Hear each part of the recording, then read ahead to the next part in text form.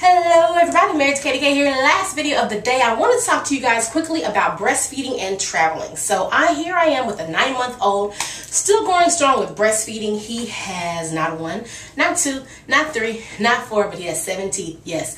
And so currently right now he has 2 bottoms, 2 tops with his canines pushing through, and plus he has another tooth that's coming through on this side. They push through the skin, they're coming on down.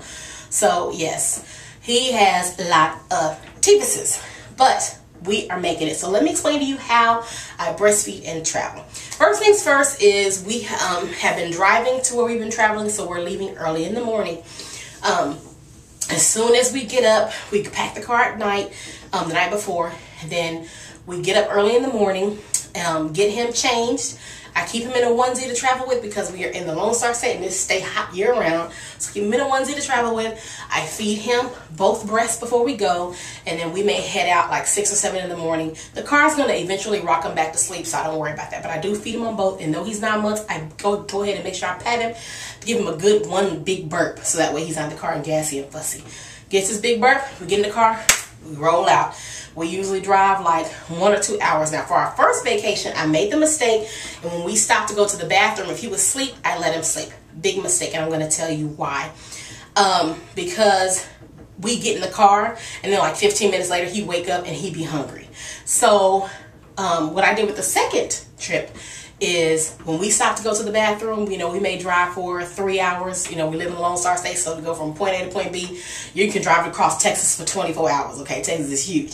So we'll stop, we'll go to the bathroom, I'll get him out, check and change, okay? And then I will feed him on one side for so long. In his bag, the diaper bag, I made sure I kept the puffs, something that he could self-feed, and that his little brother who was sitting in the back with him could give him one at a time. That was safe, that I knew he wouldn't choke on, okay?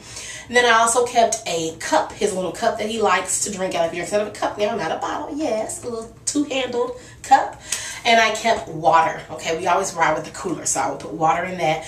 Those are things that his brother could assist me with and help out and give him if he got a little fussy, but he didn't the second trip. He did very, very well. So just feeding him when we stopped to go to the bathroom, and honestly it doesn't take long because he was still full from eating first thing in the morning. So when we stopped 3 hours later, he usually eats every 4 hours. He wasn't really starving hungry, so he would maybe eat 10 minutes like usual, 5-6 minutes, and then I change it, so that's like a 10-minute extra stop after going to the bathroom, and then we're on the road again until we get to our destination. And that was it. I always kept my breastfeeding cover with me. I do that because I feed him everywhere at church and stuff and all that kind of stuff, so I feed him everywhere, so I keep my cover with me. But it made for easy traveling when I made sure that we got him bit squared away when we stopped. So I would definitely suggest, my main suggestion, I guess my only big suggestion is if you're driving, is to be sure that when you stop to go to the bathroom, you check on the baby and make sure the baby is good too. Now I don't pump my milk anymore because my pump supply will be very, very low because I don't consistently pump, and I don't want to pump to build up my pump supply because he's 9 months now, and we're going to just keep going until he's done, and then that's it. I'm not going to be storing a bunch of milk. Whatever I have left, once he's done, I will donate to the hospital until that's gone, and then we'll prepare for maybe another one. I'm trying to talk Mr. into one more, so we'll see what happens with that.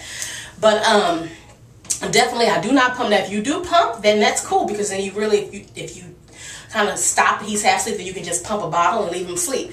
But I would definitely say be cautious, because when they're sleeping, they're still going to the bathroom. So that diaper that may be a little bit full when you stop, 10 minutes later could be so soaking wet, you know, where they could be wet all up their clothes and pooped and everything. You never know with babies. So breastfeeding and traveling with the baby, I would say don't be scared of it. It was not as hard as I thought it was going to be. I read up on it, watched a couple of videos on it, and I was like, why am I doing this? I want to just get out there and figure it out.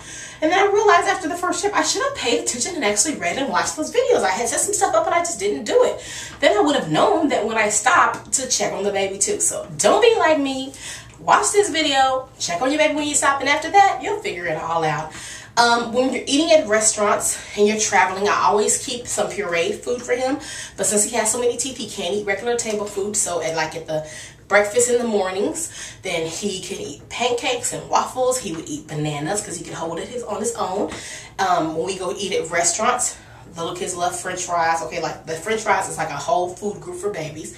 He'll eat that, and I keep pureed vegetables and fruit, and I always kept his cup for water. So that's the only other drink he gets besides breast milk is water. So we didn't have any issues, but that's it, guys. Short, straight, to the point. I really hope that you enjoyed hearing about it. If you have any questions, then definitely comment below. I'm sorry I have not flown on a plane with him yet. So if I do happen to fly on a plane while he's breastfeeding, then I'll make a video. But if not, then see what you find out. Hey, let me know. If you find a good video about flying with baby and breastfeeding, comment down below and let me know. If you have any breastfeeding questions, then definitely comment down below.